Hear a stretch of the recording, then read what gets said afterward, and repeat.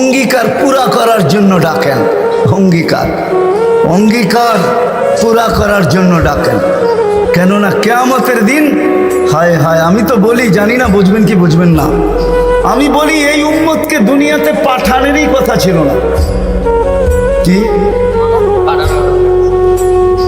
অনেক কিছু মিলাইলে দেখা যায় আমাদেরকে পাঠানেরই মনে হয় কথা ছিল না। নাহলে এত ছোট জীবন দিবেন কেন? 60-70 বৎসর, কত কাউকে তো হাজারও দিলেন, ঠিক না? আমাদেরকে 60-70 বৎসর দিয়ে কেন পাঠাইলেন? আবার 60-70 বৎসর দেওয়ার পরেও 2 পর্বে আমাদের জীবনটাকে আল্লাহ কমায় দিছেন, লেস করে দিছেন, বাদ দিয়া দিছেন। প্রথম 15 বৎসর হিসাবে আসবে না, যতক্ষণ পর্যন্ত বালেগ না হয়, কলম তার বিরুদ্ধে যায় না, পক্ষে চলতে পারে, বিরুদ্ধে চলবে না, রুফিয়াল কালাম। এইখানে 15 বৎসর বাদ।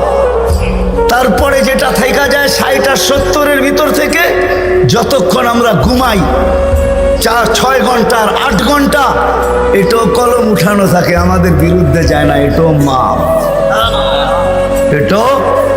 তাইলে আর থাকলো কি? কোরআন আমাকে বুঝায় এত অল্প সময়ের জন্য কেন পাঠাইলেন। তাহলে কোরআনের ভিতরে ডুব দিলে মনে হয় বুঝে আসে।